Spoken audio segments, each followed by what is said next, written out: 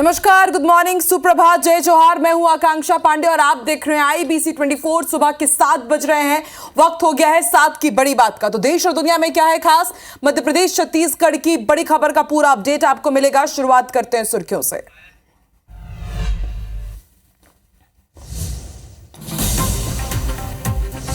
मुंबई के बांद्रा इलाके में एनसीपी नेता बाबा सिद्दीकी की गोली मारकर हत्या। पुलिस ने 2 आरोपियों को किया गिरफ्तार, एक फरार। क्राइम ब्रांच कर रही है जांच।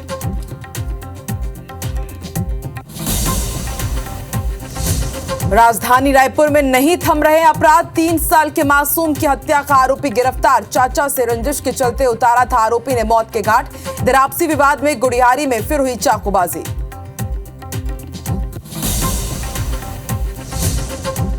मंडला की नर्मदा नदी में गिरे पर्स को निकालने के लिए युवक ने लगाई छलांग। तेज बहाव में फंसे युवक का होमगार्ड ने किया रेस्क्यू। छोटे पुल से युवती का गिरा था पर्स। जांजगीर में रावण दहन के दौरान हादसा। स्काई लिफ्ट गिरने से नीचे दबा दर्शक, दोनों पैर टूटे। राम लक्ष्मण का किरदार निभाने वाले कलाकार भी घायल।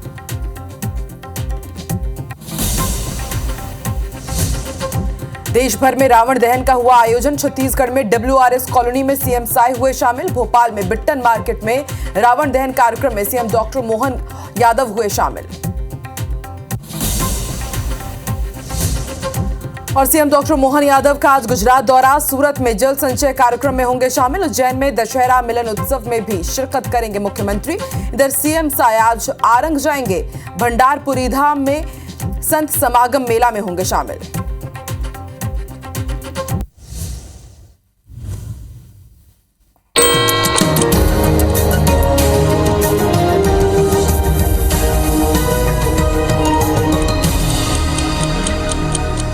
और आइए हेडलाइंस के बाद अब देख लेते हैं सुबह 7 बजे की 7 बड़ी खबर क्या है। तो मुंबई में सनसनीखेज वारदात। एनसीपी नेता बाबा सिद्दीकी की गोली मारकर हत्या कर दी गई है।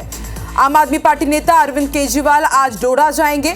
इधर तीसरी बड़ी खबर, दिल्ली में उत्तर प्रदेश बीजेपी की हाई लेवल मीटिंग होने वाली है। चौथी बड़ी खबर, सीएम साय आरंग के भंडारपुरी धाम जाएंगे। सीएम डॉक्टर मोहन यादव सूरत में जल संचय कार्यक्रम में शिरकत करने के लिए गुजरात पहुंचेंगे। इधर T20 मैच में भारत ने बांग्लादेश को क्लीन स्वीप कर दिया है। और ईरान पर साइबर अटैक अब किया गया है। सरकारी विभागों से जानकारी चोरी करने का मामला सामने आया है।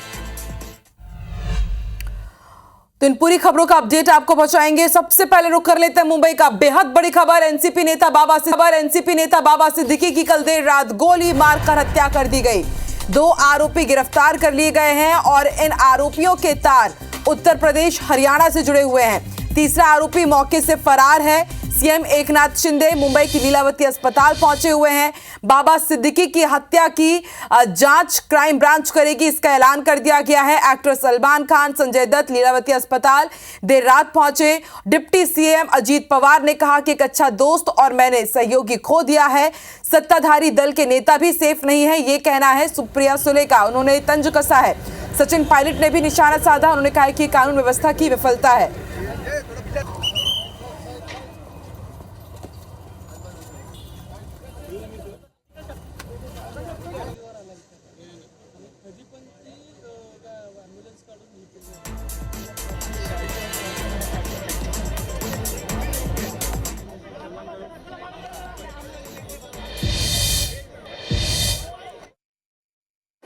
एक्स मिनिस्टर बाबा सिद्दीकी, इन पर जानलेवा हमला हुआ था। दुर्भाग्य से उनमें उनकी मृत्यु हुई है, ऐसी खबर है। और ये बहुत ही दुर्भाग्यपूर्ण घटना है, दुखद घटना है। और इसमें 2 आरोपी अरेस्ट है, ऐसा पुलिस कमिश्नर भंसालकर जी ने मुझे कहा है। और एक आरोपी फरार है। ये दोनों एक हरियाणा और उत्तर प्रदेश का है। कानून व्यवस्था बनाए रखने के लिए सरकार पूरी तरह ऐसे आरोपी, ऐसे गुनहगारी को वहाँ पर रोक लगाएंगे। और ये केस भी जो है फास्ट ट्रैक के में ली जाएगी और जल्द से जल्द इनके ऊपर कार्रवाई होगी। चलिए रुक कर लेते हैं दिल्ली का। यूपी की आज बड़ी बैठक होने जा रही है। यूपी बीजेपी की उत्तर प्रदेश के उपचुनाव को लेकर के बीजेपी नेताओं की बैठक होगी। गृह मंत्री अमित शाह और जेपी नड्डा ये बैठक लेंगे। बैठक में सीएम योगी आदित्यनाथ भी मौजूद रहेंगे। दोनों डिप्टी सीएम और यूपी के बीजेपी प्रभारी भी मौजूद रहेंगे। उत्तर प्रदेश उपचुनाव की रणनीति बनेगी। आपको बता दें, उत्तर प्रदेश में 10 विधानसभा सीटों पर उपचुनाव होना है। उपचुनाव को लेकर बीजेपी ने अपनी तैयारी शुरू कर दी है। बैठक में टिकट बंटवारे समेत कई मुद्दों पर चर्चा होगी।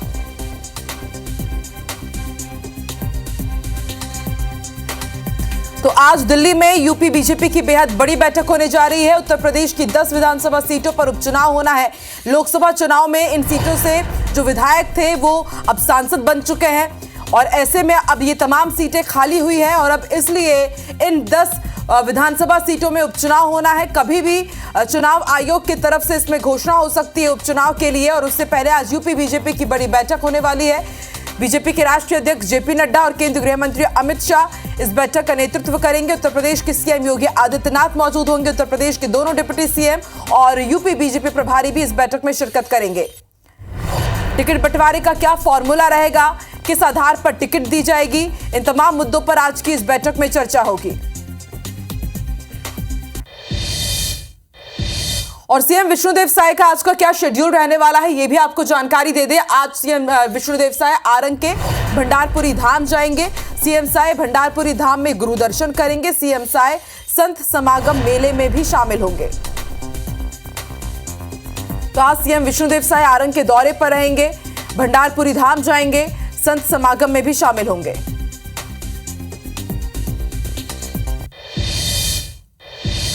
और सीएम डॉक्टर मोहन यादव भी आज दिन भर एक के बाद एक कई बैठकों में शामिल होंगे। मैराथन दौरा भी रहेगा।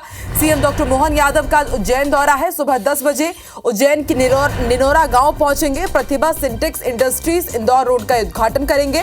फिर सुबह करीब 11:30 बजे कार्तिक मेला ग्राउंड पहुंचेंगे। दशहरा मिलन उत्सव कार्यक्रम में शामिल होंगे।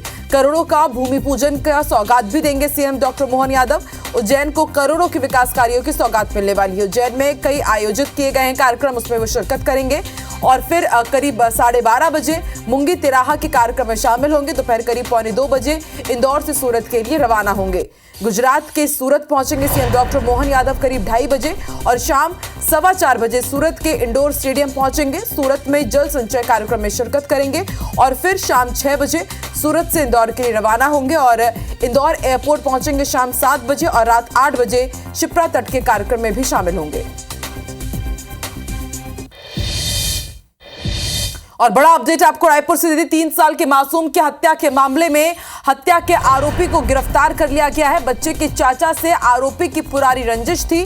सड्डू के वीआईपी कॉलोनी में इस वारदात को अंजाम दिया गया था। विधानसभा थाना पुलिस ने कार्रवाई करते हुए आरोपी को गिरफ्तार कर लिया है। तो सनसनीखेज वारदात सामने आई थी रायपुर के सड्डू के वीआईपी कॉलोनी में, जहां आप देखिए परिचित ही हत्यारा निकला है। पुरानी रंजिश के चलते बच्चे के चाचा से विवाद था इस युवक का और इसने 3 साल के मासूम को इसकी सजा दी। मासूम को मौत के घाट उतारकर बंगलों के बीच झाड़ियों में फेंक दिया था। विधानसभा थाना पुलिस ने कार्रवाई करते हुए आरोपी को गिरफ्तार कर लिया है।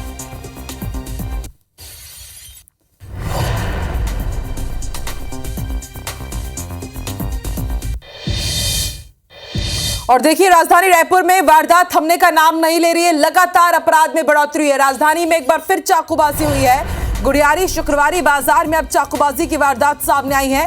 रंजिश के चलते एक युवक को यहां पर चाकू मार दिया गया। गुड़ियारी थाना इलाके की यह घटना है। तो ये बड़ी खबर, राजधानी में फिर चाकूबाजी हुई है। गुड़ियारी शुक्रवारी बाजार में चाकूबाजी हुई। रंजिश के चलते एक युवक को चाकू मार दिया गया। गुड़ियारी थाना इलाके की घटना है। तहसीन जैदी संवाददाता हमारे साथ जुड़ चुके हैं। तहसीन, एक तरफ सड्डू की वीआईपी कॉलोनी में 3 साल के मासूम को मौत के घाट उतार दिया गया और फिर ठीक उसके दूसरे दिन एक बार फिर से आप देखिए चाकूबाजी की वारदात से राजधानी रायपुर फिर दहल उठी है। बड़ा सवाल ये कि पुलिस पेट्रोलिंग का भी दावा करती है, बड़ी बड़ी मीटिंग्स होती है, लेकिन अपराधों पर लगाम लगता नजर नहीं आ रहा है। वो भी तब जब हम त्योहारों के बीच में है। पुलिस और भी ज्यादा कानून व्यवस्था सख्त रखने के दावे करती है।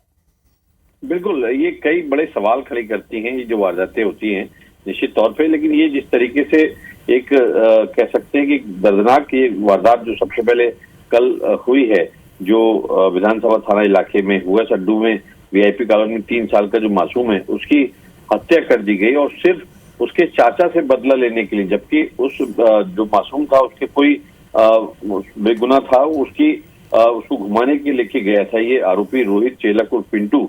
ये हालांकि ये एक ही गांव के रहने वाले हैं और यहाँ पे मजदूरी करने आए थे, और उसमें ये बात हुई कि उसको हत्या करने के बाद उसने झाड़ियों के ऊपर में उसको छिपा दिया, उसके ऊपर से जो कुछ झाड़ियों के टुकड़े थे उसको ढक दिया, उसके बाद दिन भर ढूंढता रहा, और उसके बाद जब उससे कड़ाई से पूछताछ की गई तो उसने ये स्वीकार किया कि उसने ऐसे हत्या की है गला दबा के। अभी हालांकि पोस्टमार्टम रिपोर्ट के बाद क्लियर होगा कि ये इसकी हत्या किस तरीके से हुई है, लेकिन ये आरोपी से जब सख्ती से पूछताछ की गई और उसकी जब रिकॉर्ड देखा गया तो 19 साल का रोहित चेलक और पिंटू ही जो है हत्यारा निकला और उसको गिरफ्तार कर लिया गया। उसके बाद जो है अगर दूसरी वारदात की अगर बात करें, दूसरे दिन ये शुक्रवारी बाजार की वारदात है, जहां पे ये बताया जा रहा है कि ये एक जैनम नाम का युवक है, उसने जो है सोनू यादव को चाकू मारा है, और ये आपसी रंजिश इनकी पुरानी थी, और ये कल त्योहार के दिन मिले हैं और आपस में इनमें बहस हुई है, और बहस होने के बाद उसने चाकू मारा है,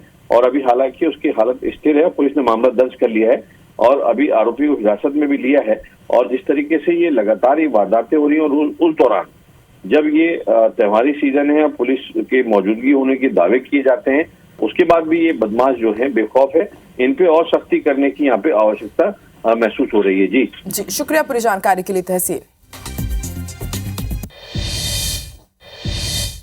जांजगीर के चापा स्थित भालेराय मैदान में रावण दहन से पहले बड़ा हादसा हो गया।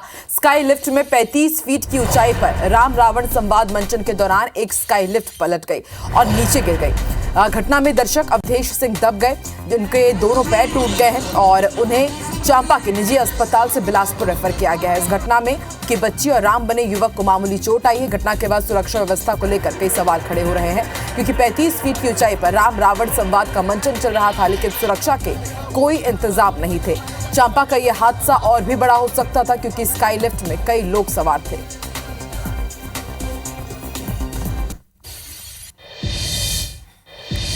और बड़ी खबर भोपाल से, रावण दहन देखने आए युवक को हार्ट अटैक आ गया। मौके पर ही एसीपी ने सीपीआर देकर युवक की जान बचाई। हार्ट अटैक आने पर अचानक युवक नीचे गिर गया था।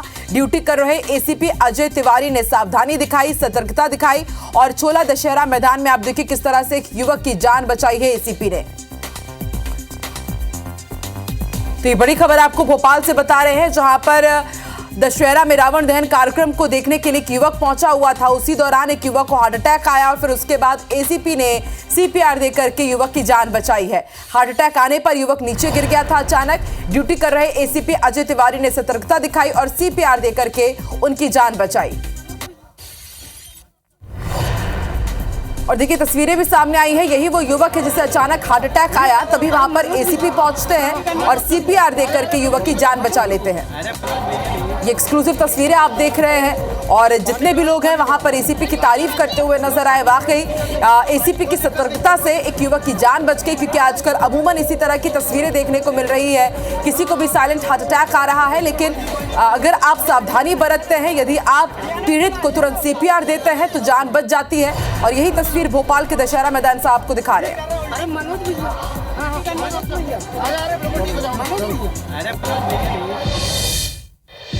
और अब रुक करते हैं मंडला का। नदी में गिरा युवती का पर्स, और उस पर्स को निकालने के लिए युवक ने नदी में छलांग लगा दी। रपटा घाट के छोटे पुल से पर्स गिरा था। नर्मदा नदी के तेज बहाव में युवक फंस गया और उसके बाद होमगार्ड ने युवक का रेस्क्यू किया। युवक को सुरक्षित बाहर निकाल लिया गया है। कोतवाली थाना क्षेत्र की एक घटना है। तो युवती का पर्स निकालने के लिए युवक ने मंडला के नर्मदा नदी के रपटे में देखिए छलांग लगाई और युवक तेज बहाव में फंस गया। पर्स को ढूंढने के लिए युवक ने छलांग लगाई और ये उसके जान पर भारी पड़ सकता था। होमगार्ड की सतर्कता से युवक का रेस्क्यू किया गया।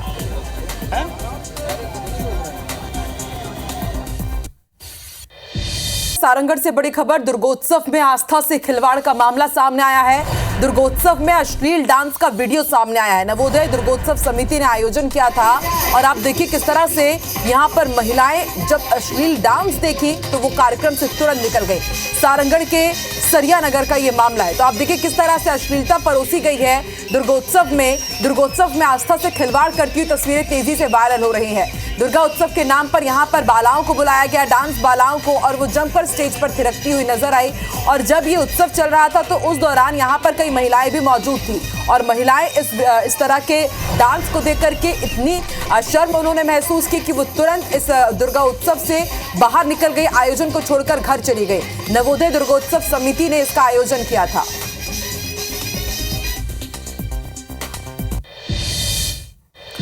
और बड़ी खबर आपको बता दें, मल्लिकार्जुन खड़गे जो कि कांग्रेस के राष्ट्रीय अध्यक्ष, उन्होंने बीजेपी पर निशाना साधा है। खड़गे ने कहा है कि बीजेपी आतंकियों की पार्टी है। कांग्रेस को मोदी शहरी नक्सली कहते हैं, ये उनकी आदत है। उनकी पार्टी खुद एक आतंकवादी पार्टी है। वो लिंचिंग करते हैं, लोगों पर हमला करते हैं, दलित आदिवासियों पर अत्याचार होते हैं। भाजपा ने खड़गे के बयान पर पलटवार किया है। आतंकियों का समर्थन करने वाले निराधार आरोप लगा रहे हैं। ये भाजपा की तरफ से पलटवार हुआ है। तो जो बुद्धिवादी है, प्रोग्रेसिव, उसको अर्बन नक्सल बोलना, कांग्रेस है उसको बोलना, ये उनकी आदत है। वो खुद ही क्या है बोले तो उनकी पार्टी टेररिस्ट की पार्टी है।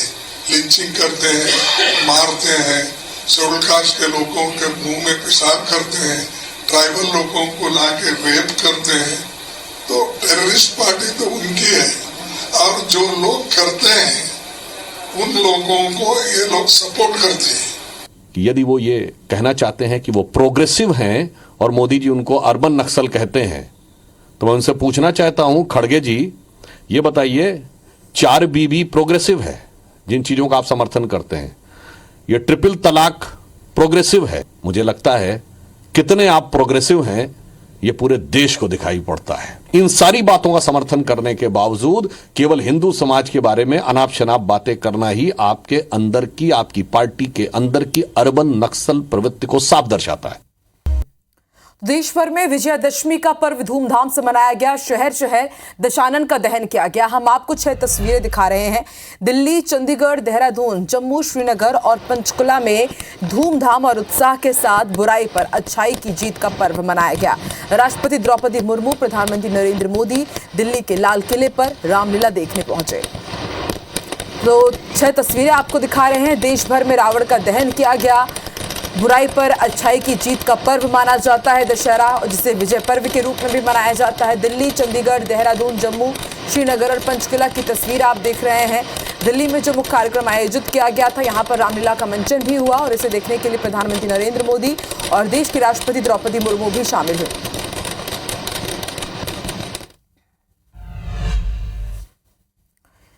इधर हैदराबाद में खेले गए तीसरे T20 मुकाबले में भारत ने बांग्लादेश को 133 रनों से हरा दिया। भारत ने इसके साथ ही 3 मैचों की सीरीज में बांग्लादेश को क्लीन स्वीप कर दिया है। 3-0 से इस सीरीज को अपने नाम किया। आखिरी मुकाबले में भारतीय टीम ने पहले बल्लेबाजी करते हुए संजू सैमसन के शतक और कप्तान सूर्य कुमार यादव के अर्धशतक की मदद से 20 ओवर में 6 विकेट पर शानदार 297 रन बनाए। जवाब में बांग्लादेश निर्धारित ओवर में 7 विकेट पर 164 रन ही बना पाई। बांग्लादेश की टीम इस भारत दौरे पर एक भी मैच नहीं जीत पाई।